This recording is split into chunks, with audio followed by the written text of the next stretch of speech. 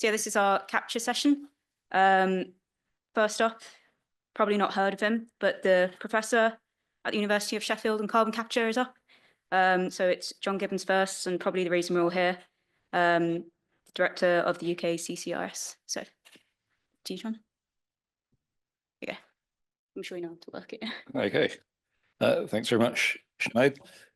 Okay, so we're going to tell a bit of a story about high capture rates, beginning with the sort of boring thermodynamics, then into some of the interesting commercial applications, then the bit that really matters most of all is how the heck do you get paid for it. So this is the thermodynamics, and it's got a catchy title with an easily remembered acronym: stretcher system tuning for regenerator efficiency, which is regenerating the solvent, and target capture with high exit rich, and that means getting a high rich loading. And I'm not going to read out the names of all the people, but there's a lot of people have worked on different elements of getting to this point through quite a number of different funding routes. And I have to say, I look at it and I think, well, why didn't we just go straight there? But it's always the way.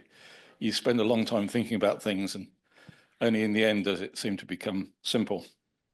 But a lot of acknowledgements to people. A lot of people have played around. So in many ways, this starts at a fancy hotel near Oslo called Soria Moria. And this is quite an old institution, apparently, in Norway. And it's named after a famous fairy tale in Norway, which involves basically a ne'er-do-well younger child somehow finding his way to a magic castle and then losing it and then eventually getting back again. And as in Wikipedia, it says it's a progression. The symbol for perfect happiness is Soria Moria. And I think that's, as you can well imagine, that's got some parallels with 100% capture. It's the perfect destination. So you've got to get there. So Soria Moria, this is 2019, a climate summit where I was at. And I had an interesting conversation there to get hold of some data on CO2 capture. But also, this data arose from the Soria Moria Declaration. And this was back in 2005, after a series of dry summers in Norway. They were suffering shortages of electricity from their hydro generation system.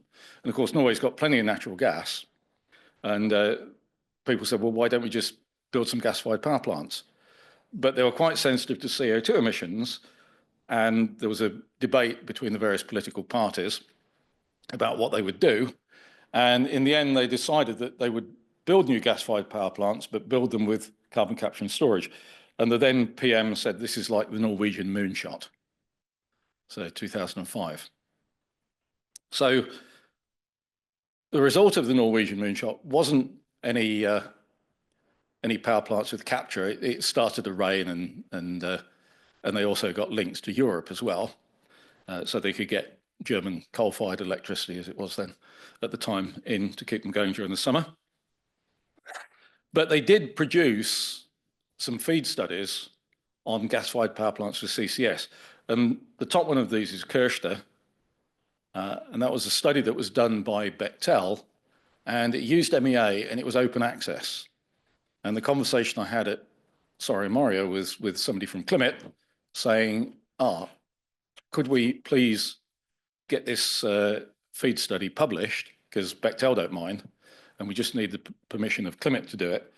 And because of the conversations we had, we got it published, and it's actually on the UKCCSRC website.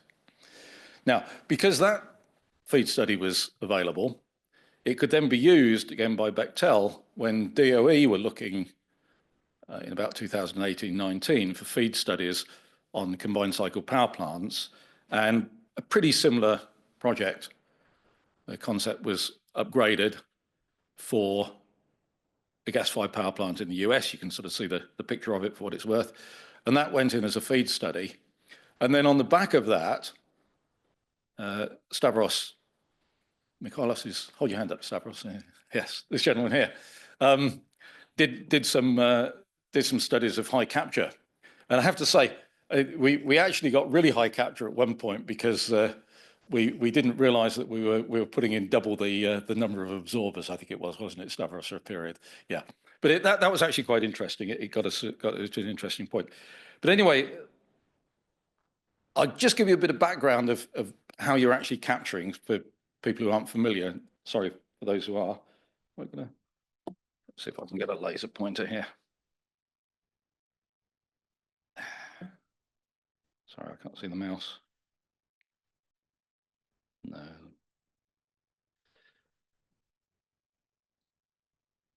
No mouse. And what's you can see the mouse on the screen, because I can't see the mouse on the screen. That's the problem.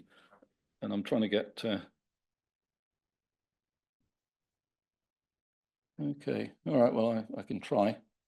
So in a CO2 capture system, you've got essentially two parts. I think I'm going to give up and try.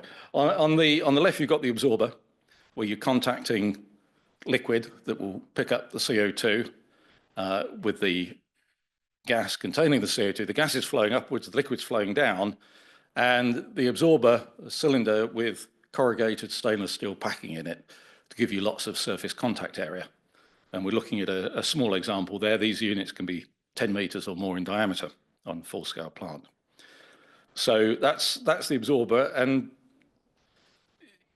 you put the solvent in at the top, what's called lean, without very much CO2 in it, and it comes out rich, loaded up with CO2. You then take it away, that's the light blue line, heat it up a bit, and then pass the liquid down again through the desorber, where you're going to take the CO2 away, and it trickles down, and it's got, again, a gas going up, but this time the gas going up is a mixture of carbon dioxide and water vapor that you've produced in a reboiler at the bottom of the desorber. So you've got heat going in, it's boiling out the last bit of CO2 to get the solvent as lean as possible, the yellow stream. And then as the CO2 and water vapor goes up the column, some of the water vapor condenses, and in condensing it warms up the solvent and releases some of the CO2. So you get some of the regeneration going on in the column and the last bit in the reboiler at the bottom. So that's the basic principle, and the solvent just flows around in a figure of 8 and just keeps on doing that forever, you hope. So a couple of projects, UKCCSRC projects, looking at modelling. We were trying to get very high capture rates. So both flexible funding projects, one of them looking particularly at the modelling, another looking quite a lot at how you get effective sizes for equipment to do this. And then paper with Stavros looking at what's going on in, I still can't get the pointer, no, in the capture plant. And if you look at the, I'm going to go on to the next slide because it's got into more detail. If you look at the bottom, let's start at the bottom. We've got the lean loading coming out of the desorber. That's the moles of CO2 per mole of MEA solvent. And typical numbers are in the range 0.25 to 0.1 moles. So it's not all loaded up.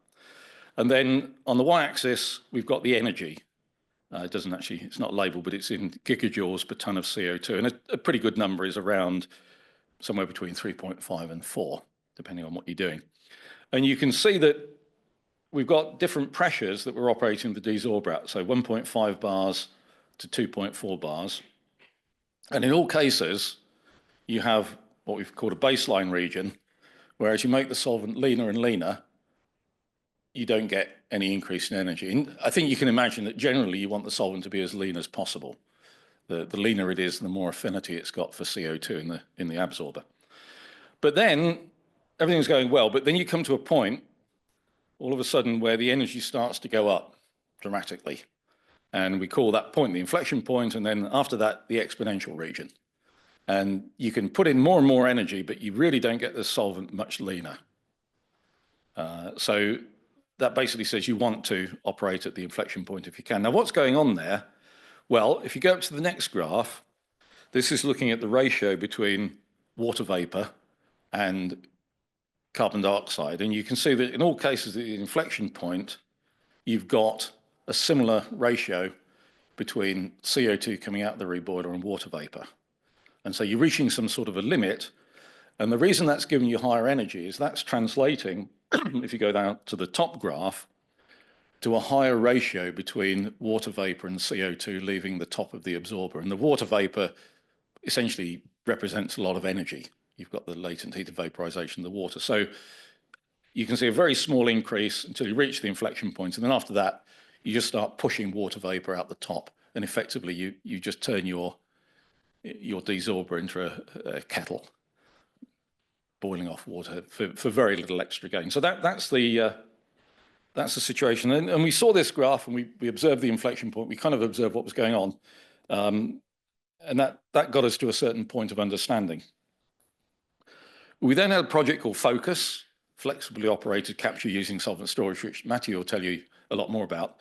And this did what it says on the tin. It looked at using stored solvent to keep the plant operating at high capture all the time. But we also had scope in this project to look at high capture rates. And in particular, we had the initial intention to collaborate with the National Carbon Capture Center in Birmingham, Alabama, who we're very friendly with, to try and improve performance. And what we did as part of this project, we went back and we looked at the temperatures in that packing column in the desorber.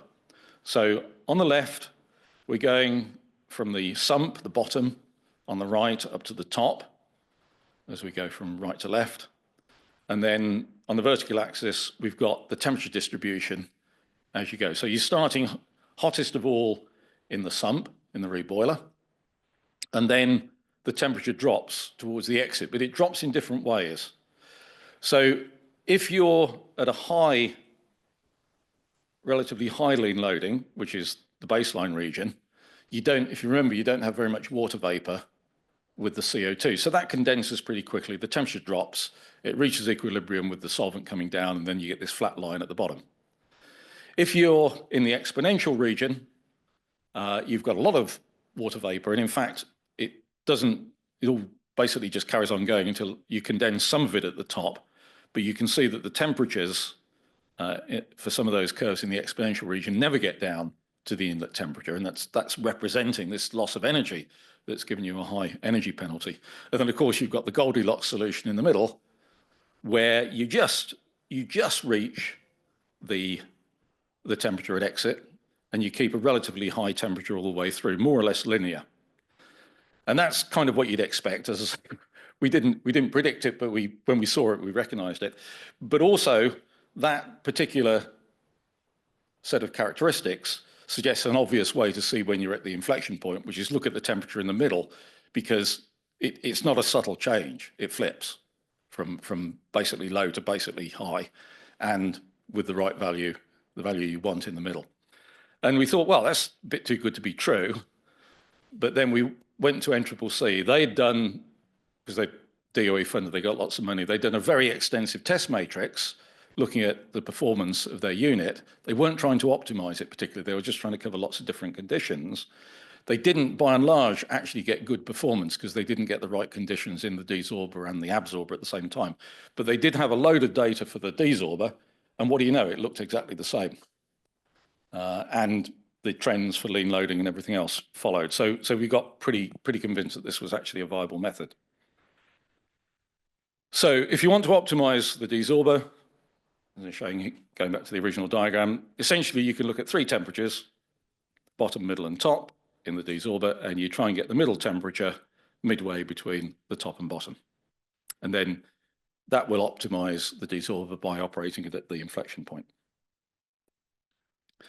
So that's one half of the battle, but what about the other half? Well, you need to optimize the absorber as well. And if you think about it, essentially what you want to do is to get to use the solvent as much as you possibly can.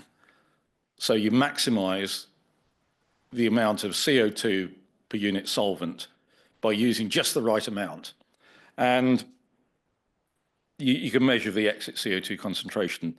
And this is the sort of characteristic you get. So on the bottom, we've got the liquid to gas ratio, the ratio of solvent to flue gas. And that's going from a low value to a high value. If you look at the green line on capture, then obviously if you really don't have enough solvent, essentially you saturate the solvent at about 0.5 molecules of CO2 per molecule of MEA. So if you don't have enough solvent, you just don't capture the CO2. And that's what we're seeing over on the left of the diagram. You add more and more solvent, you capture more and more CO2 until you basically start to reach the limit at the top of the absorber, which is set by the lean loading. The solvent is essentially close to equilibrium with the exit CO2 concentration. And then if you add more solvent, you don't really capture any more CO2. All you do is get less and less CO2 in the rich solvent coming out. And as a result, the energy goes up. So again, you've got a sweet spot, which we call the absorber corner. So you want to operate on the corner.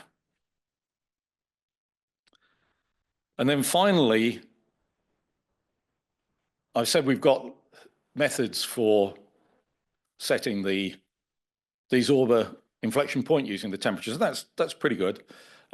We can try and work out if we're at the absorber corner by measuring the CO2 concentration, but that can be difficult because if you just go back, you can see that beyond a certain point, essentially the capture rate and hence the exit CO2 concentration doesn't change. So you're insensitive to that. So you can't tell immediately whether you're getting a really high capture rate at the corner or whether you've gone past the corner and you're putting in too much solvent.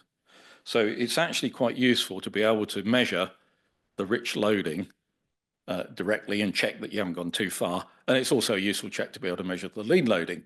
And if you go and see a poster by Aisha Ibrahim, I don't know if she's in here, is she? Are you here?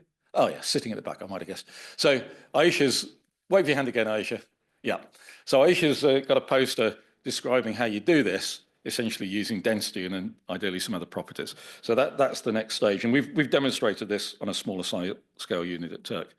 So I showed you a simplified diagram. This is a little bit of a less simplified diagram showing what goes on in a real capture plant. But of course, you've actually really got to do this for real. It's all very well having these predictive theories, but you've actually got to show what happens. And I'm not going to try and describe this, it's there in the notes, but this is what the real plant looks like at a pilot scale. And of course, this is still very small.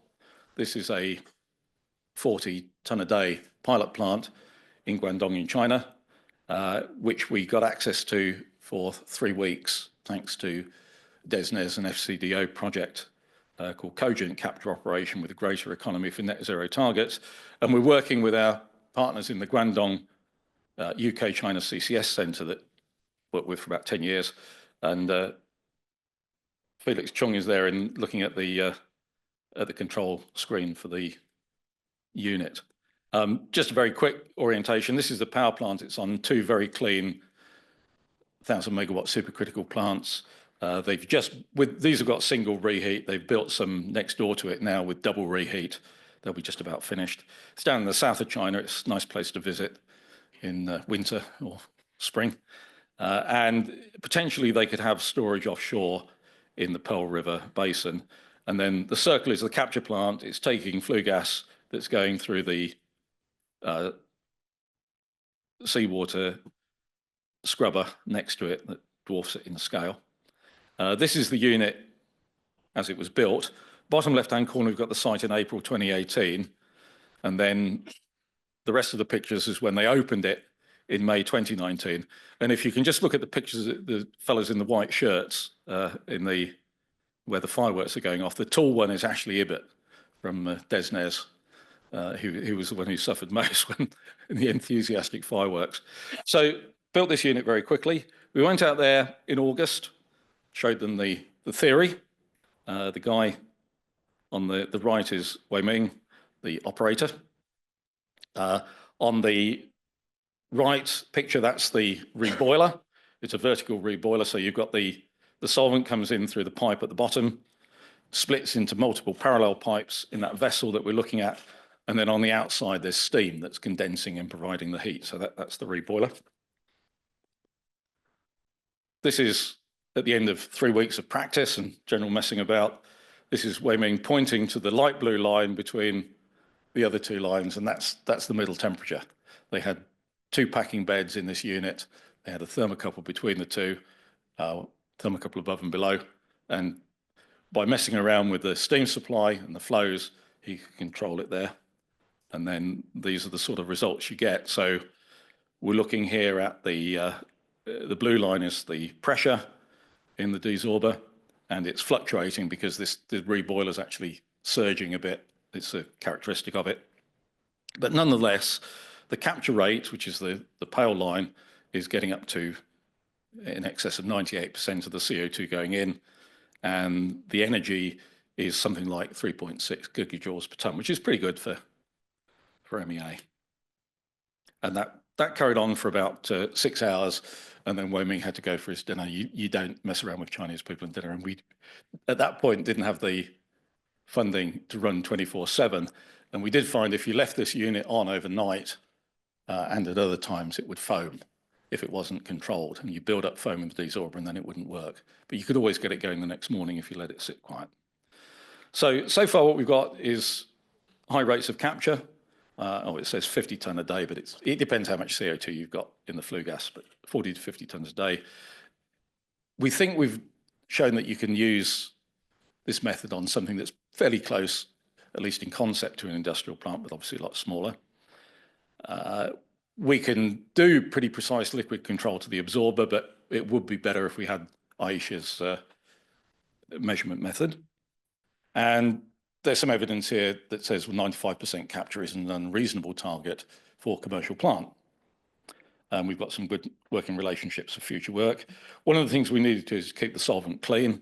This is Felix about to take a solvent sample. This is what the solvent looks like after a bit of use. Ideally, we like it to be clear.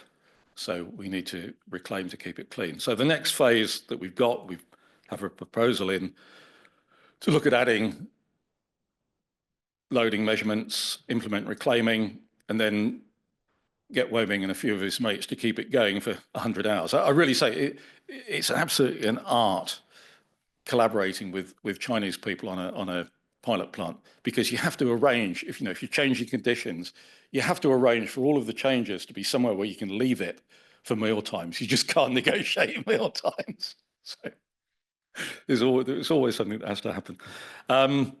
And then we also want to add air dilution to look at natural gas levels of CO2.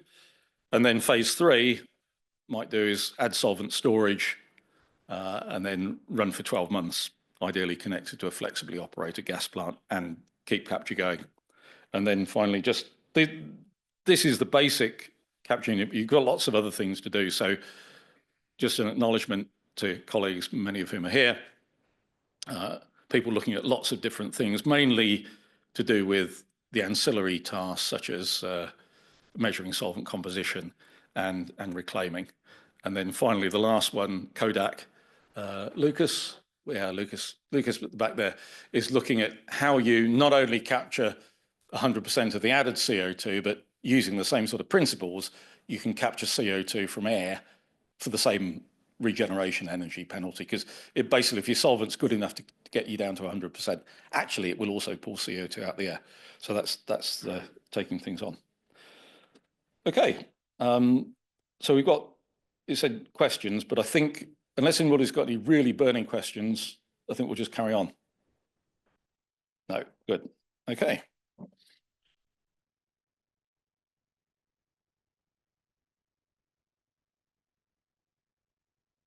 So Daniel couldn't be here today. So we have Mathieu going through his slides. So Mathieu is a professor of clean energy and carbon capture at the University of Sheffield. And he gave a lovely introduction, if anyone's done his course online, that helped me a lot when I was starting with carbon capture. So I'm sure he'll explain it very well. Okay, good morning. So unfortunately, Daniel couldn't be here today. He's on paternity leave. He had a baby daughter 3 days ago, so I'm doing this on his behalf. This way, there he goes. So I'm going to talk to you about this focus project, flexibly operated capture using solvent storage. So this is a 3-year project. Grateful for the funding from DESNES. project is led by SSE Thermal with the University of Sheffield. The Translational Energy Research Centre, we've used their CO2 capture facility based at the University of Sheffield, and we've been working with AECOM as well. And we are supported by an industry engagement group, and also we've been using data from the National Carbon Capture Centre, like John pointed out. So what are we looking at using solvent storage in this context? So here you have a sort of a simplified startup sequence for a combined cycle gas turbine. So the vertical axis goes from 0 to 100%. You have a startup sequence, normal operation, and a shutdown sequence.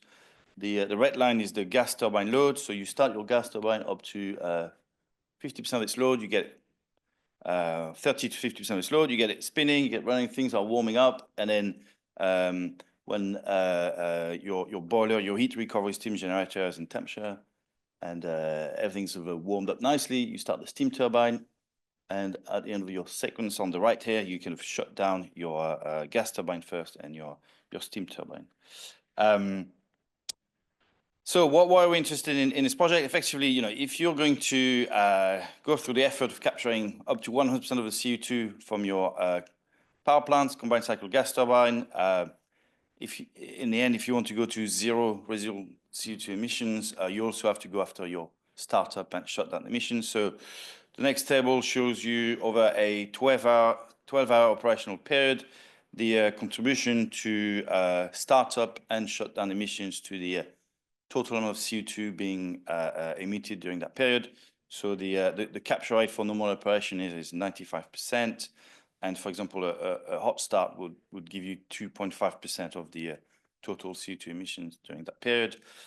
A cold start up to 6% and a shutdown about 1%. So to get to zero emissions, we got to move to 100% capture of the added CO2, and we have to go after our startup and shutdown emissions. It's very relevant in the UK because we want our gas power plant, CCS, to give us flexible power, and we want them to switch on and off to complement the amount of renewable that we have on the grid. So here's another picture of the carbon, the post-combustion capture process. So you've got the absorber on the left-hand side. So the absorber tends to respond fast to changes. And on the right-hand side, you have the desorber and the compression system, and the response to changes of the desorber and the compression system is much slower. So if you, during a startup sequence, your absorber will be up and running fast, and then your desorber will take more time to get established. So effectively, you want to add flexibility into your capture process, and the way you do that, so I'm warning you, Daniel is very fond of animation, so there's a lot of animation coming, okay? So, right, so the way you want to do this is effectively you want to decouple the absorber from the desorber by adding solvent storage. So 2 tanks of solvent, a lean tank, that's the blue tank, at the inlet of the absorber on the solvent side, and then a rich storage tank, that's the red tank here. And it allows you to decouple the operation of the absorber and the desorber. It gives you volume and it gives you response time. So when you start your plant, so if I go back one, yeah. So when you start up, effectively you want your lean tank to be full. You can start putting flue gas through your absorber. The energy, the steam that you use in the reboiler to regenerate the solvent isn't available to you yet. So you're then going to effectively empty your lean tank, capture the CO2 that's going through your absorber. Now your rich tank at the bottom is full of solvent, and when steam becomes available to you, so that's the here, that's sort of a low pressure steam from the combined cycle is available to you. You're going to effectively start emptying that tank, as well as regenerating the solvent that you're producing as you're capturing CO2 in your absorber. And at the end of your, if you like, period of operation, you want your lean tank to have returned to full level, and you want to have depleted your rich tank. So that's the principle of using solvent storage for startup and shutdown. So what we did in the Focus project, we had sort of 3 phases. So phase 1, which is demonstrate the principle of Focus. So this is at pilot scale, and it informed the future phases. A second phase where we look at full demonstration of high CO2 capture rate using a sort of simulated startup sequence at the pilot plant. And then the phase 3 was looking at using solvent storage to get very precise desorber testing at viable conditions and demonstrating some of the principle that John explained on the inflection point and how you want to just get your level of solvent just right, solvent flow just right. So here's a process flow diagram of the. So this is the 1 ton a day amine capture plant at the at Turk at the University of Sheffield. So on the left-hand side you have the absorber. So you have a column that's grayed out. So we didn't use that's the direct contact cooler. You have 2 absorbers, absorber 1 here, absorber 2. And here is your desorber, cross-flow heat exchanger. There's your reboiler, controlling the level in the sump. Okay, and so that's the plant before the modifications that we made for the project. And this is with the addition of a solvent storage. So effectively, what we did is we used one of the absorber, so absorber 2 here as our lean storage. We used the sump as our lean storage system with 2 tanks that were added. And here, this is your rich storage system. So your tank and the absorber that we use to contact flue gas and solvent. And the desorber was also a little bit modified to give you ways of recirculating the solvent. And I guess, yeah, one important point is the tanks, the volume of the tank are the volumes of the 2 tanks are large enough to allow standalone operation from solvent storage to basically be able to test the absorber corner and the stretcher method of the inflection point principle into the desorber.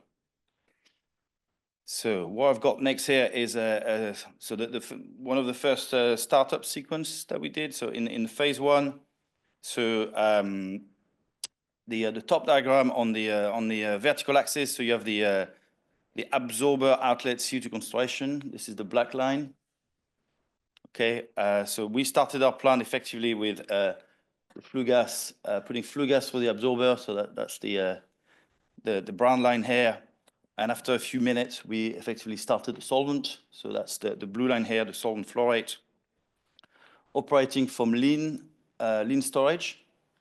Okay, the green line is showing you the sump level in the rich tank. So this is the tank at the bottom of the absorber. So effectively, here you're operating independently of the desorber. Okay, you can see the the level going up in the rich tank. Your exit CO2 is going down, which means that your CO2 capture rate is increasing.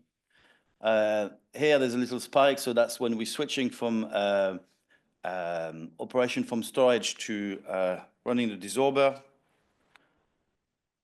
So switching from the pumps, and then you got kind of establish your operation here in this phase with lean flow, so solvent lean flow going from the desorber into the absorber.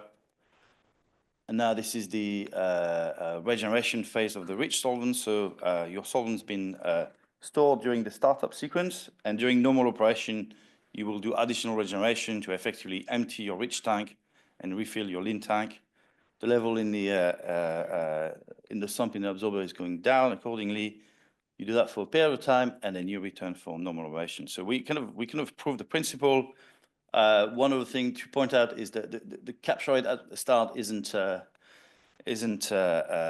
immediately close to where we want it to be. So in the next phase of the project, we kind of improve the sequence, if you like. So oops, backwards. So this is now so phase 2 of the project. So so similar things here. So on the vertical axis, you have the CO2 capture rate. So we were immediately able to get above 92% from the start, and effectively getting a capture rate of 97, 98% on average. Across the course of the sequence, our gross of CO2 capture fraction was 97%. And then so what happens here is, so we started we basically wetted the packing first. So we started the flow of solvent to the absorber first. This is the blue line. And then started the flue gas going to the absorber. So if you're a CCG operator, you get advance notice of when you start. So you can imagine that you start running your solvents and wetting your packing before you fire the gas turbine. So the gas turbine's fired. Effectively, this is the brown line showing the flue gas flow rate to the absorber. Immediately get high capture rate, 92, 93, and increasing. And then after a while, your plant's warmed up, steam's available to you. So this is the purple line showing the amount of thermal energy that we put into the reboiler. As we put heat into the reboiler, the temperature of the reboiler increases. So that's the red line. And when you've reached the operating condition, effectively the dissolver is set, the valve in the dissolver is set, and effectively the pressure builds up into the dissolver. So that's the green line here. This is the sort of gauge pressure. So we've got a sort of period of operation where things are stable, and then you start your rich flow to your dissolver. So you're now emptying your rich tank. Steam is available to you. Sorry, I take it back. You're not emptying your rich tank yet. You're effectively starting sending the solvent from your absorber directly to your dissolver. And effectively, once you've reached normal operation, then you do the additional regeneration of the solvent. So this is you basically increase the flow of solvent to the dissolver. You increase the amount of energy that you put into your reboiler, and if you're measuring the CO2 coming out of the dissolver, you see an increase in CO2 coming out. Once your solvent's been regenerated, you then return to normal operation here.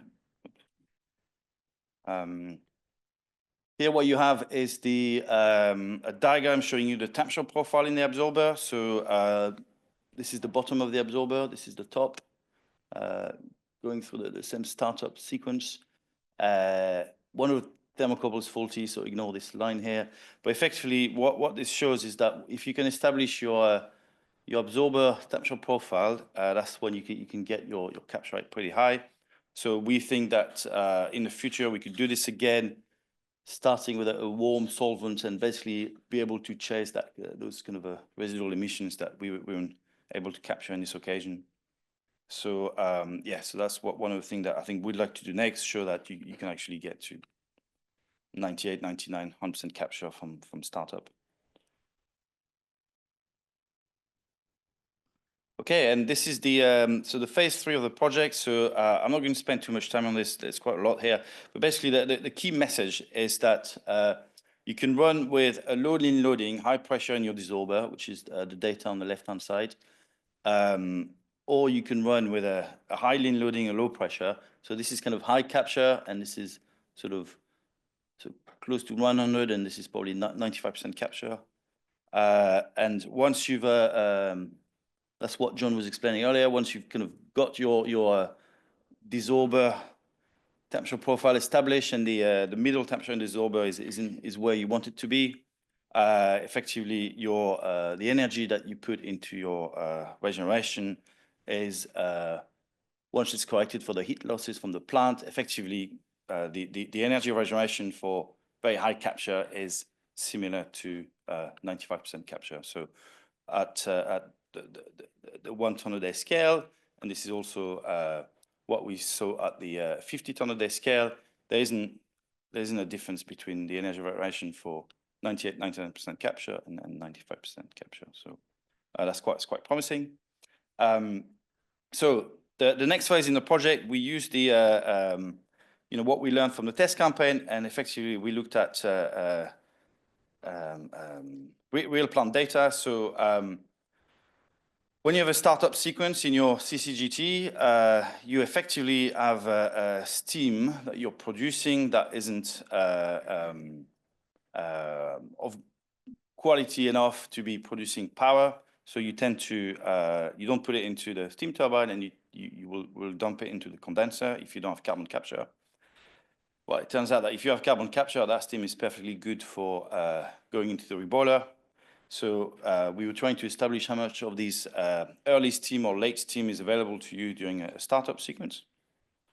And effectively, so what Daniel and colleagues did at SSE, they looked at commercial data from their CCGTs in the UK. And what this is showing, it's quite a busy diagram. So a lot of, in red, you have a lot of hot start sequence. In yellow, you have a lot of warm start sequence. And in blue, you have a lot of cold start sequence. What this is plotting from 0 to 160% of steady state, what's available to you. So I think, yeah, so if we select just, for example, one hot start, one warm start, and one cold start, and let's just focus on the hot start here, for example. So your GT is starting here, it's ramping up to 50% load and then up to 100%. CO2 basically follows that. And then your steam turbine is hopefully coming on a bit later. But what's interesting is if 100% of steady state is the amount of energy that you put in your reboiler during normal operation, you found that during the startup sequence, you have more than 1% of, you have up to 130% of the heat that you need to put into your solvent during that startup sequence. So it means that there's enough heat in the plant to effectively allow you to capture your startup emissions in that sequence. Same with the warm start, same with the cold start. And also, as you shut down, you also found that you basically have steam that's being produced by your heat recovery steam generator. As you're shutting down, you're not willing to, or you're not aiming to sell power. So that steam is typically dumped into the condenser, and you could use it in your carbon capture plant to go after the shutdown emissions. Okay, so that's kind of what we coined early steam and late steam in this project.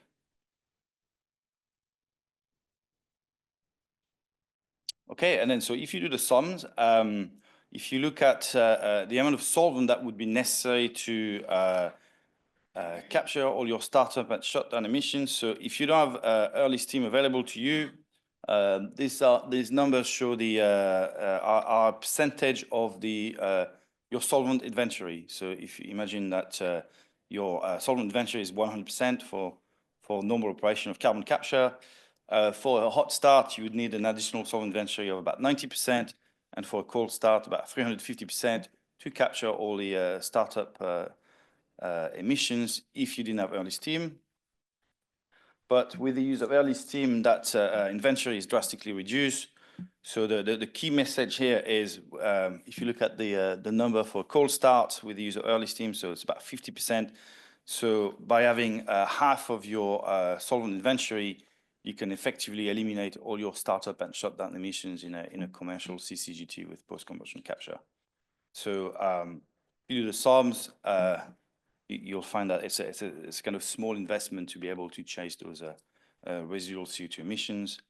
And just to put things in context, so if early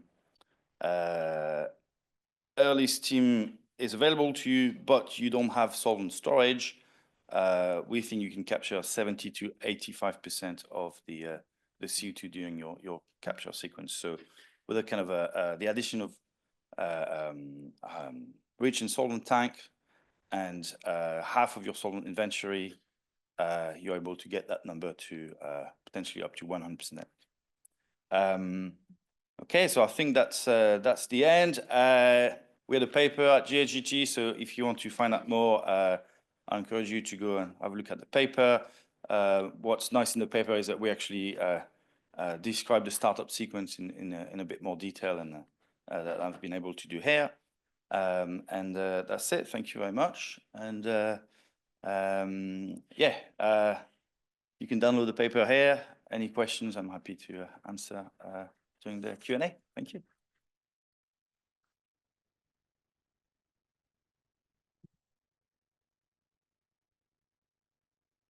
So next up, we have Stephen with DESNES. He's a senior policy advisor working in power, CCUS, and Stratclyde especially, is it? Yes. Yes, excited to hear about that, yeah.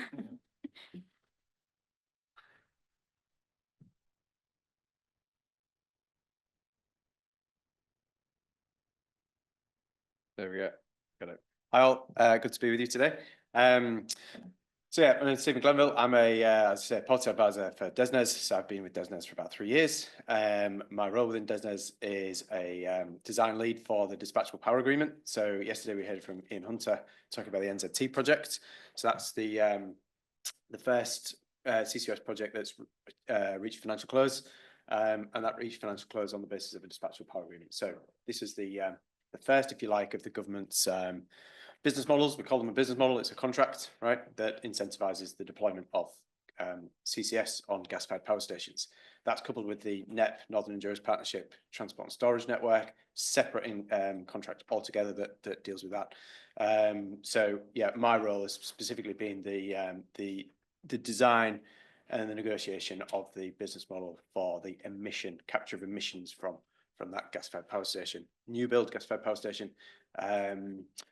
And the purpose of that is obviously climate mitigation, preventing those emissions getting into the atmosphere. So that's the basis of kind of the dispatchable power agreement. I'm here today to talk about, basically give you an insight into the business models, a little bit more in depth into what the dispatchable power agreement is all about, and then how it couples with that presentation that we've had on the high capture rates, efficiency during startup and shutdown, which is absolutely key to the economics of what the dispatchable power agreement, how it functions. So very basic kind of introduction. So yeah, mentioned about business models. There's a number of them in development, of which the dispatchable power agreement is the most evolved. It's the one that's reached financial close, but there is also a very similar business model for industrial carbon capture, which is manufacturing glass, for example, cement, also applicable to energy from waste type emitters. There is a difference between business models because of the fundamental nature of energy generation versus the production of production of a commodity which is given rise to CO2. So they're very similar, but they function in different ways. The vires, the powers that government enters into these are different as well. So for energy generation, it relies on the CFD regime, contracts for difference regulations. So if you're familiar with offshore wind, the dispatchable power agreement is fundamentally designed and implemented through that regulatory regime. It lacks the classic strike and reference price that a wind generation, a CFD for wind, nuclear, biomass would have, but it's still done under the auspices of those regulations. Whereas industrial carbon capture uses the Energy Act 2023 regulations for government to enter into those agreements. So we have these different business models, if you like. They function in very different ways, but they're fundamentally very similar. So if you pick up a dispatchable power agreement versus an industrial carbon capture agreement, they look identical. They are familiar to investors, legal professionals. The terms and conditions that underpin those are very similar. Same with like the CFD regime as well. So the CFD regime has been in place since 2013. It's very successful. It's brought forward a lot of investment into renewables. That same contractual mechanics underpins the business models for CCUS. So we know they're investable, they're understood by industry, and we've got confidence, especially given we've reached financial close on the NZT, Northern Endurance Partnership, that they can be used successfully for CCUS applications. We then also have a transport and storage business model. This is a very different type of business model to the dispatchable power agreement and industrial carbon capture. That is designed to bring forward investment into a transport and storage network. Given how a transport and storage company operates as a kind of monopolistic service provider, we use what's called a regulated asset-based business model for incentivizing investment into that. So that gives cash flow certainty to a transport and storage company, that they are basically their investment will be supported by government. They will get a guaranteed level of income, assuming they maintain and operate the service as required. That's all set through a license and the availability of that provision, for example. So yeah, we have this. Again, it looks very similar. The terms and conditions are familiar across all, but it operates in a very fundamentally different way to what the business, the kind of emitter business models function like. We've got an economic regulator for that. That's Ofgem. And then we've also got other types of business models for low carbon energy production, for example. So the hydrogen production business model, again, very similar, but it functions in a different way to the carbon capture side. But it's, again, the terms and conditions are familiar across them all. These are the most advanced ones, the ones that we've reached or nearing completion with industry on. So with we're hopeful that obviously HyNet will soon be able to take FID on their transport and storage business model, ENI, and within that then the emitters on the HyNet network. Moving on then, just to go a bit more into depth into the dispatchable power agreement, which is the area that I focus on specifically. This is specific to gas-fired power stations with CCS. Okay, we've got an example there of a big CCGT Saltend business park.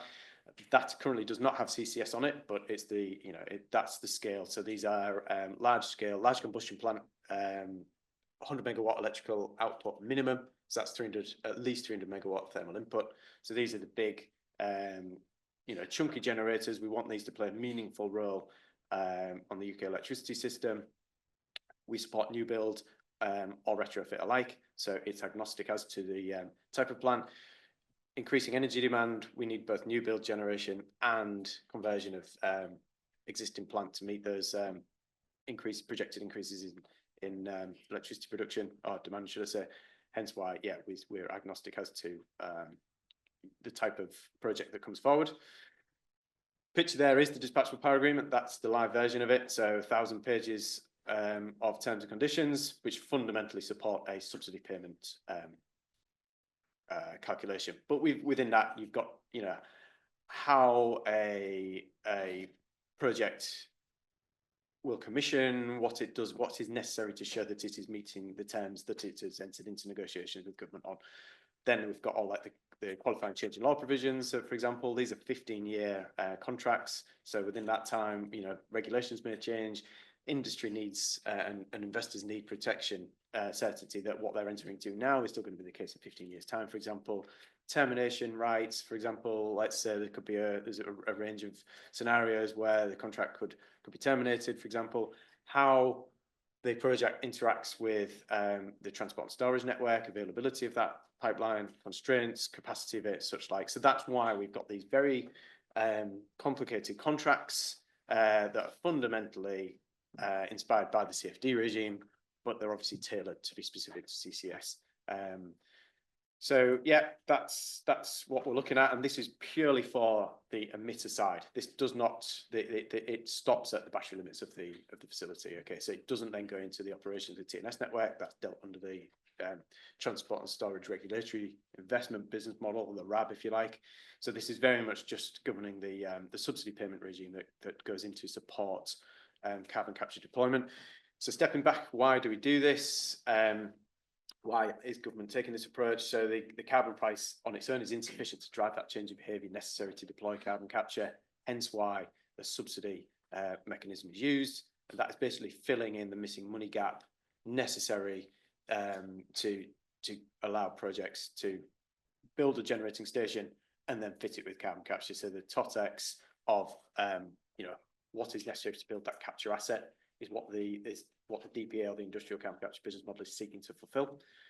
Once that missing money is then in place, it allows, for example, a gas-fired power station to operate at parity with unabated plant in the electricity wholesale revenue market. So its revenue stack will be comprised of what it's able to sell its electricity for in the market, plus then the subsidy that it receives through the dispatch power agreement to recoup the costs of the TOTEX for its capture plant, plus any other ancillary services it provides to the grid as well. So that's the revenue stack that this dispatchable power agreement supports.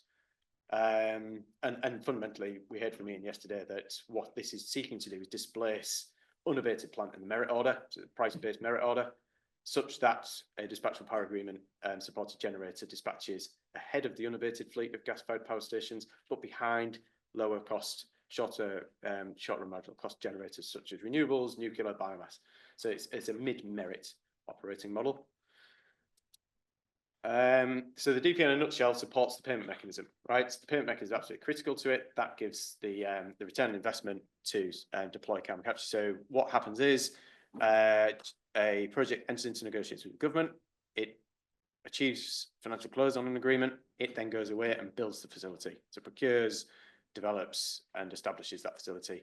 Once that facility has been demonstrated that it can meet the contractual requirements, its obligations under the DPA, such as it's got a it's reached its target capture rate, for example, the net dependent capacity of the generating station is what was agreed, it can then trigger its contract start date. Its contract start date is when the subsidy payment commences. Okay, so the key bit to this is the availability payment in the pink bar at the top, and that is a stable revenue return that is paid to the generator from the low carbon contracts company. So it's worth just noting as well, government doesn't enter into these contracts with developers. Government has a contract counterparty called the Low Carbon Contracts Company. It's a wholly owned company by the Secretary of State that administers, manages the contracts on behalf of government, and that gives that legal separation there between policy and investment. So a change in government won't change the function of the contracts. That is then separately managed. So worthwhile just noting that. So the availability payment under the DPA is key. That's through the that's the method through which the developer will recoup its TOTEX for developing the capture plant. I'll go into this in a bit more detail in the next slide, how this works, but effectively, assuming a project operator manages a plant as it said it would do, so it's got high levels of generation availability, high levels of capture performance, it will get a stable revenue stream each month throughout the course of the contract. That reduces proportionately for loss in availability of generation and availability of capture. What we mean by availability of generation is because we want these plants to operate in a mid-merit role, that means they're not going to be on dispatching electricity all the time, because there'll be prices in the middle of summer, very sunny day, very windy, for example, electricity wholesale revenue price is going to be very low, below the short-run marginal cost or the spark spread of a generator to generate, in which case we expect a DPA facility to be offline, but it's still available. It's still ready to step in at short notice. This is why we're doing gas-fired power stations, because they've got that fast, flexible response. Say, for example, an interconnector goes down, a nuclear power station trips, they can fill that gap, that scarcity gap, very rapidly. So that's why the availability of generation, regardless if they're generating or not, is paid, because we want them there ready. And then the availability of capture is both, are the capture assets available? Are they running? What is their performance if they're running?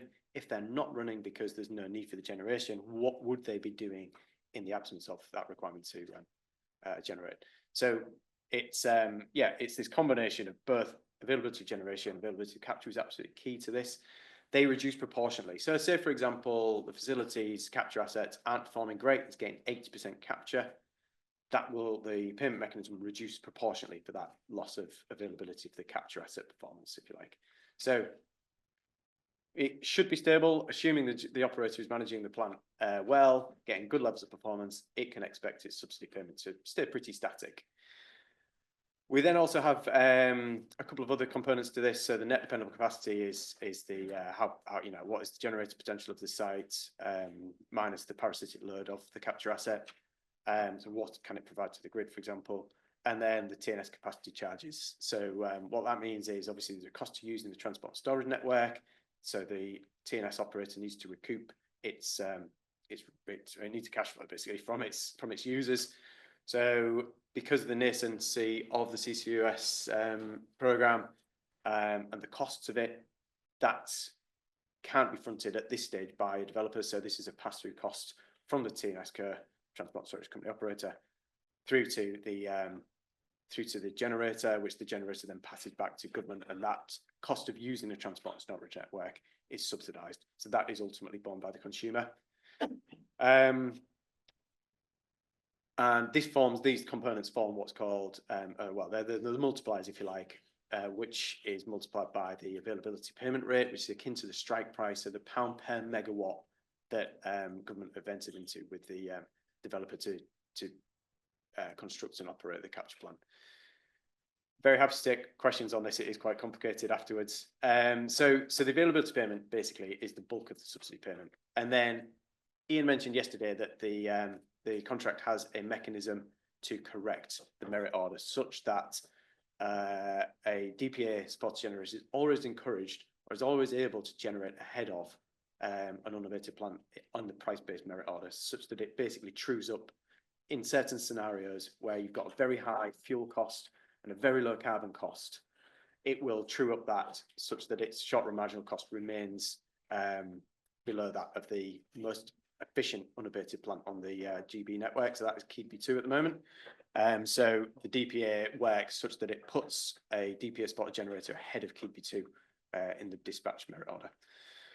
That's the basic payment mechanisms altogether, and that gives the total funding then for what the generator can, its cash flow, subsidy cash flow, if you like, beyond which it then can participate in the wholesale revenue market. Turning to the availability payment just in a little bit more depth, because of what we're talking about, high capture rates. We want to incentivize through this high capture rates, we want to maximize the amount of decarbonisation we can from the power sector, and the same principle applies to industrial carbon capture as well. So basically, this is the kind of calculation which is a little bit more depth and how it works.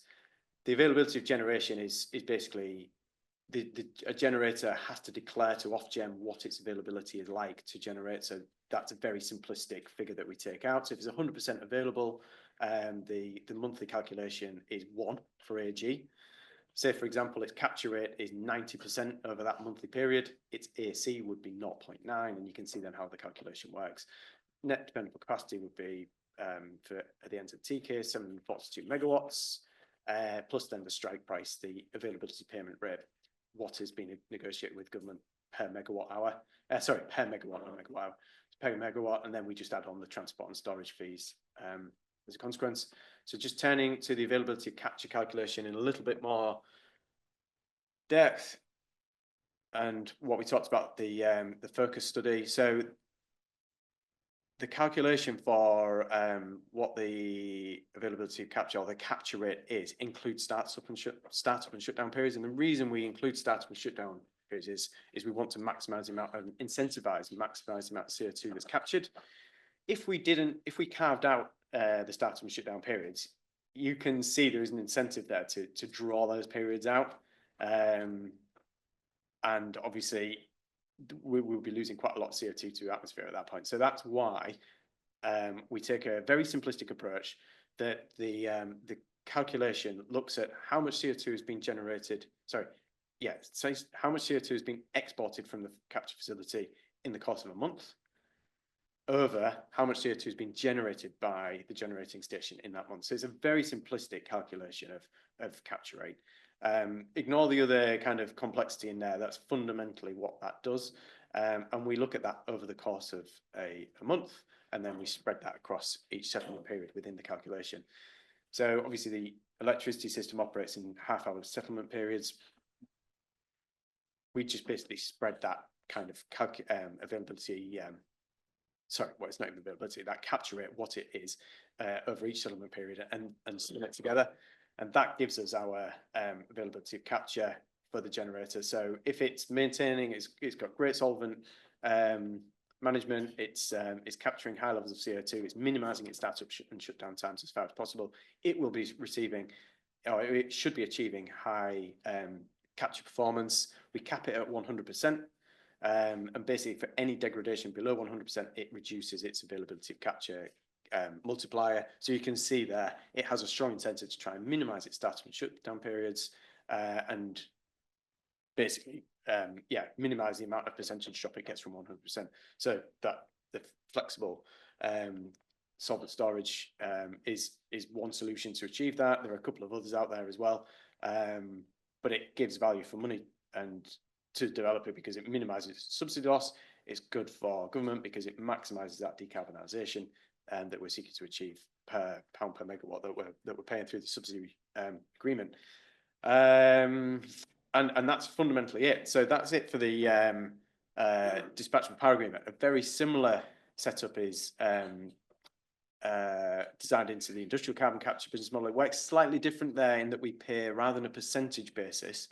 So the DPA might not be generating for a month in a very, back end of the contract, 15 years time, load factors for CCGTs are likely to be quite low. So you might have prolonged periods where the facility isn't generating. So we can't use a per ton captured basis because it might not have actually captured anything in a month, but it will still be available to capture, and it will still have a capture performance that's either achieved or it's declared that it would have done, but for the absence of generation. So that's why we have a slightly different payment mechanism with the DPA. Where you've got a glass manufacturing plant, for example, it's paid on a per tonne CO2 per tonne basis, up to an agreed cap, and that's restricted by the actual, pipe diameter, its delivery point to enter the network, and what it's agreed with the network provider to have, the amount of capacity it can take. So we have this slightly different approach, but fundamentally the calculation of how that CO2 is capture rate, if you like, is the same, and it's done on certainly for the gas-fired power stations.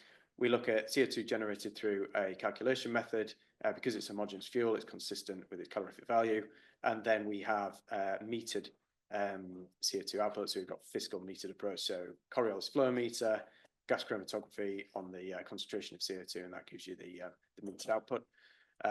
Very similar, well, identical in the other business models as well. And that's purely on the actual fiscal side of CO2 monitoring or measurement, should I say, regarding the quality of CO2 that's put down the pipe. That's actually governed by the CCS network code, and there is a whole set of then requirements to demonstrate that your CO2 quality is on spec to use the asset. So that's another key part of the whole it's kind of like CCUS ecosystem, is the development of the CCS network code as well. That's the governance procedure that governs the operation provision of CCS networks, and what users are expected to do to access that network, and the charging methodology for using those networks as well. That's a very quick canter through what is quite a complicated area of government policy. I'm very happy to take questions afterwards or separately outside. So yeah, thank you very so much.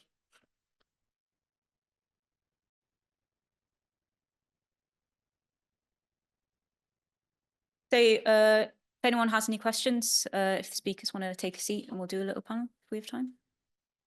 You happy to do that? Yeah.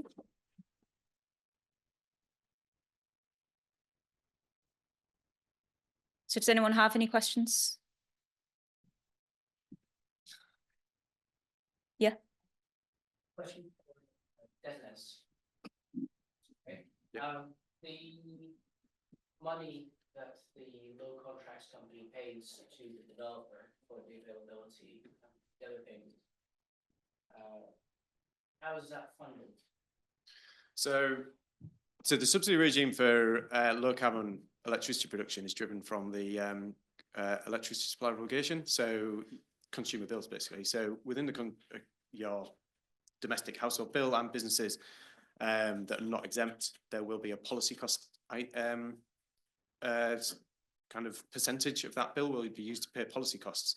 Part of that policy cost is the CFD regime, and it's approximately it depends, it varies, but it's approximately 8% of your, well, it's probably a little bit more at the moment, but it can be somewhere between 8 and 10%, maybe 12% of a consumer bill that pays for low carbon schemes. So for example, Hinkley Point C, new nuclear, it'll pay for the dispatchable power agreement, it'll pay for the CFD regime.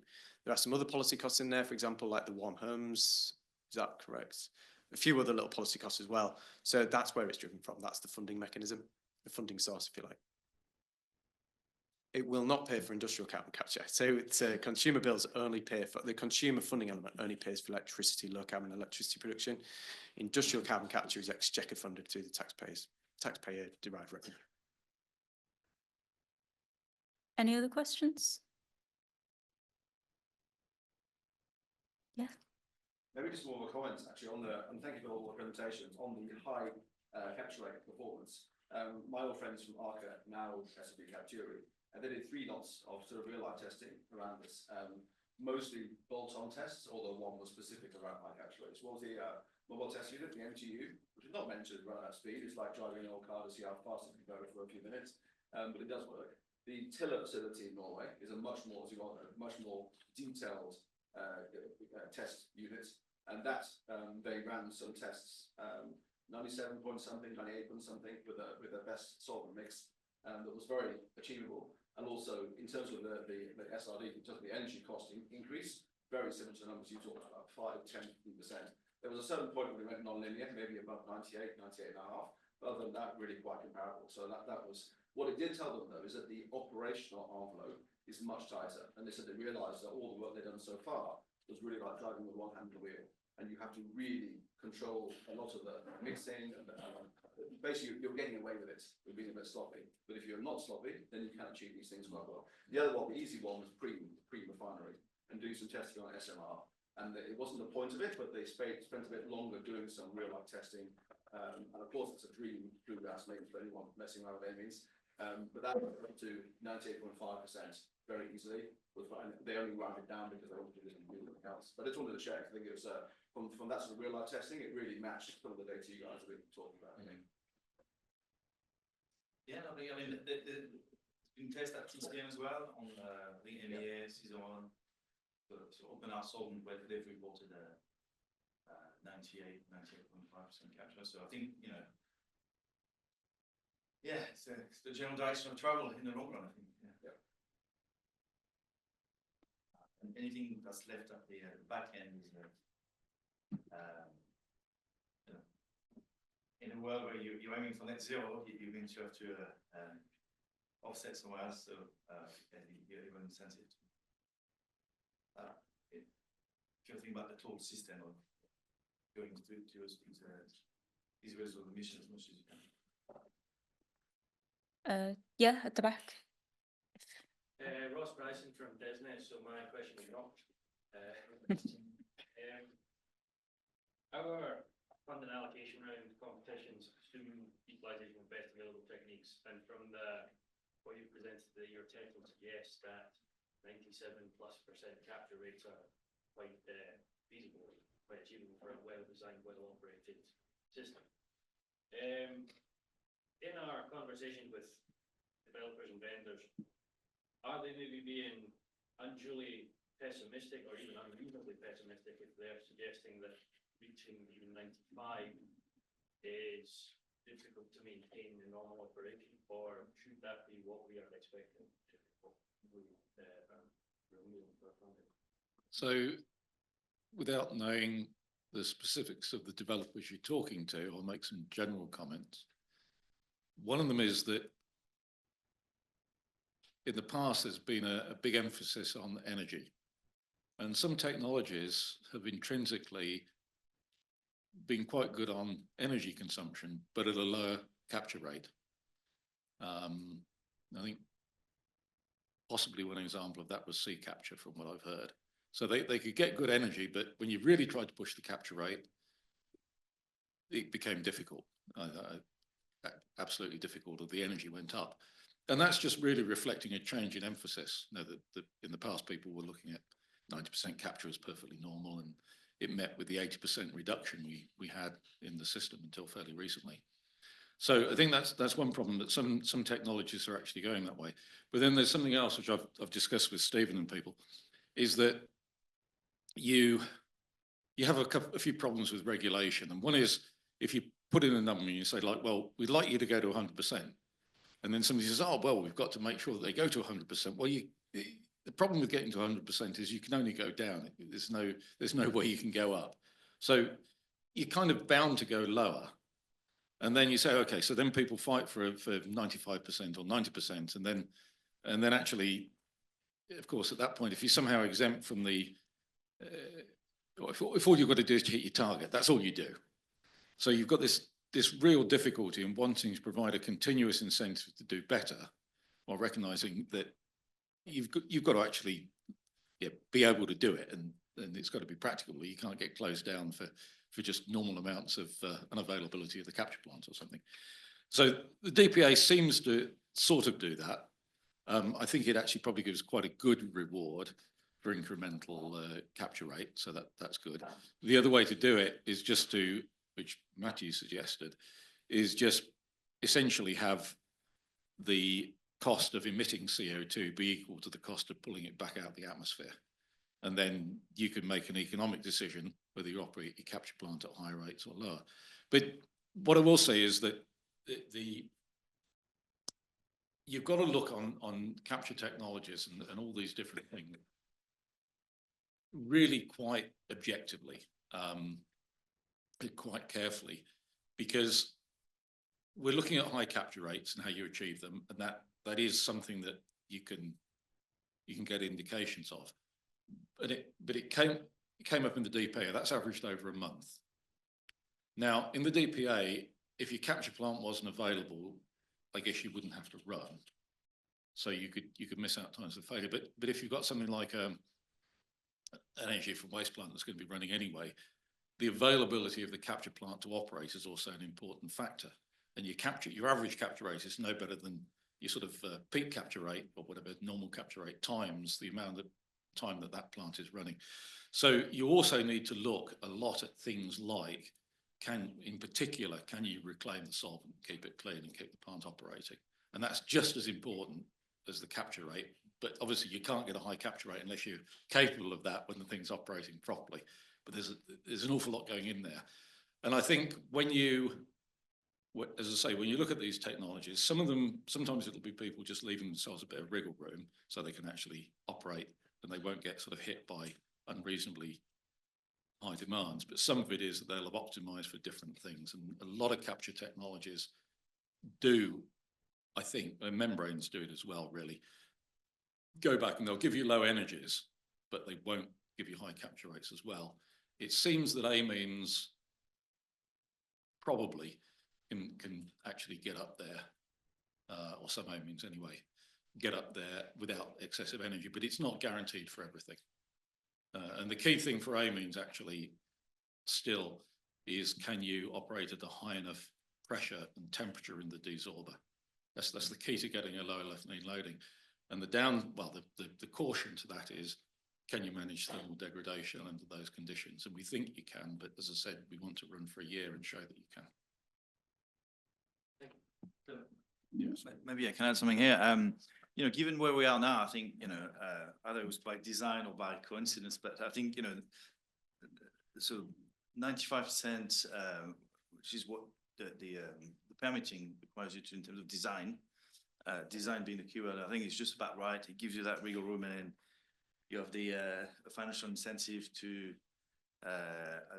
once you've, you know, turn on the key on your plant to effectively maximize your capture rate in the DPA. So I think in the UK we can, I think we've got that right at the moment. So, and we might see those plants, you know, upping their capture levels as they start operating. Maybe not immediately, but once, you know, the engineers, the operators have confidence that they can, they'll tweak to maximize their operating profits.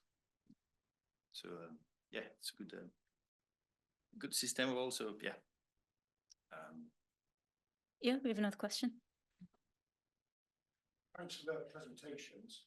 I've got a question. Have you looked at, I'm not really sure, but have you looked at the kind of marginal rate of cost of increase in the capture levels from like 95%, 96, and so on? And, you know, does it move from like, you know, £50 a tonne at 95% up? Is it an exponential increase as you're driving towards 100% or not? Okay, so I'll answer this one. So we've done those sums for MEA, which is the open art solvent that we work with, and MEA is also a solvent that we know we can reclaim. So so we've done the sums. I can't remember the numbers on top of my head, but we looked at you know, the levelized cost of capture. We looked at levelized cost of electricity for a CCGT. We've looked at the levelized cost of hydrogen for an SMR plant with post-combustion capture, and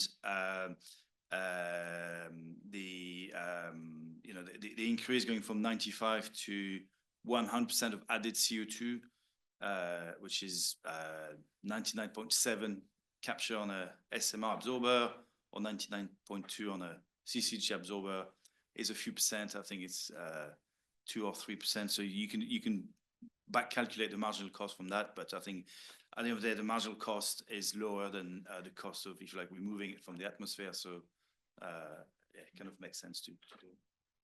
Yeah, just a very quick one on power plant. The marginal cost effectively varies with electricity price. So if electricity prices are really high, then you don't want to necessarily go to the highest capture rate. And in fact, if electricity prices are really high, you don't want to capture at all. So it's an interesting calculation. But when you've got negative electricity prices, you should capture everything you possibly can. Yeah. Cool. So thank you very much. We've been told we're out of time now. But yeah, thanks for everyone.